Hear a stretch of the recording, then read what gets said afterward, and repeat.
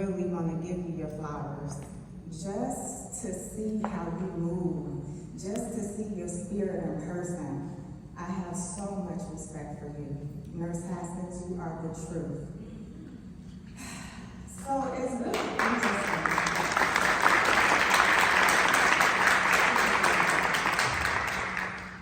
When we met, I asked her to be on my IG Live. And just as she mentioned, she's very intentional. I'm a Libra woman. We motivate different. We're very intentional. So when I asked her to come on my panel, that's because I had already been watching her. I've been tuning into her IG Lives, and I just love the way that she's able to pour into other women. She gives her time. She's actually giving words of encouragement and teaching so many women and giving them hope and courage to go in the direction of nursing. But when we had that IG Live, that was a completely different level of connection. I was able to feel her energy over the computer, over that connection. And just to learn her story, that just made me gravitate to her even more. So she knows that she can pick up the phone any day and call me, because that's the type of woman that I'm grateful that God has placed in my life, a woman of value. So I just had to acknowledge her and let you guys know how we met. But to meet her in person and know that it's the real deal, it's nothing like it. So I wanted to start off, and I'm glad we did this introduction because I don't have to do that. But I just wanted to start off and tell you what motivated me to actually write this book. The Unbreakable Woman Embracing Resilience in Every Season.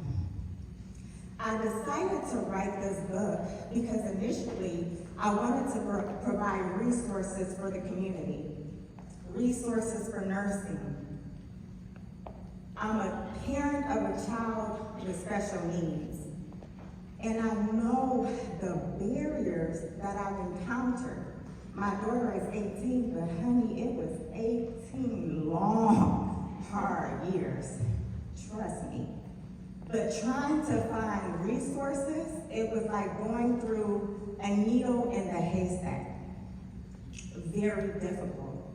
So I said, you know, I'm gonna write a book and I'm gonna just cram all the resources that took me 18 years to discover and put it in one book to help, especially parents that have a boatload of responsibilities.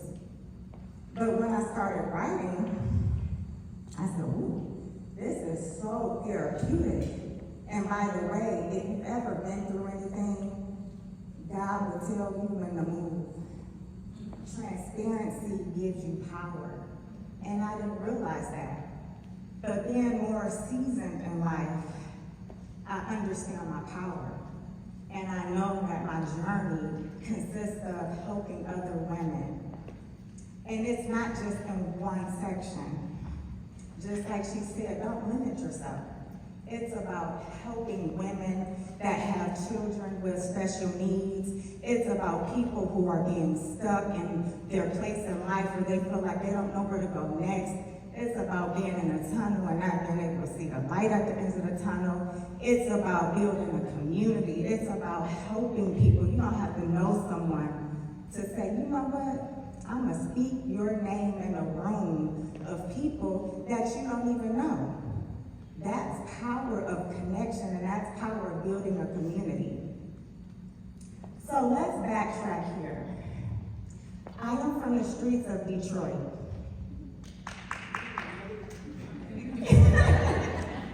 Born and raised. And let me tell you, it is a sad reality that young ladies are graduating from high school with not many dreams, not many ambitions, because of what they see on television, on media, and what they want to emulate because they think the fast track to money is going to give them that longevity. So I've been very purposeful with building a film project to help expose or highlight women like you all in the room to show them a positive example, because we need to access larger platforms to show women in the inner city or underserved populations what you can create. You can be powerful. Just imagine what we could really do collectively if we all put together our resources. Just imagine how much of a powerhouse you really can be. So I asked you not to have those self-imposed limitations, but to think, not to have those local limitations, but to use your resources. And you could really function globally. So really think outside the box and really take advantage of the people that are in this room and really network. So nursing, that's my background. Not just my background though. It's my lifeline. And I talk about how nursing is not just my profession, but how it saved my life. So, although I wear that as a title, it also showed me so many different perspectives in life. When I went through a failed marriage, and I don't wish that for anyone, divorce is painful. It's like losing your best friend, but yet you still have to kind of interact with them every day, but it's a love that's kind of just buried. But nursing, because I did pursue that career path, I was able to prevent homelessness. So I'm not standing up here to tell you that that was my story. I'm standing up here to tell you that's how I escaped it. So anyone in this room tonight that's thinking that they want to advance to be a nurse practitioner, if you're thinking about going in a direction of nursing school, please do. Don't walk or run, because it's nothing like being self-sufficient. And I preach that, and I encourage that. Please build a strong foundation, so if a man decides to wake up on a Monday and tell you he doesn't love you anymore, or that he has someone on the other side of town, guess what? You won't miss a beat. So it's nothing like that. So let's talk about resilience. That's what my book is about.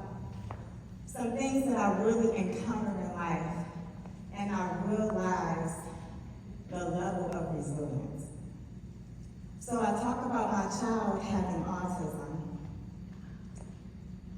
But just imagine going and walking in a room, and you peek over at your baby, and your baby is lifeless. Lips blue.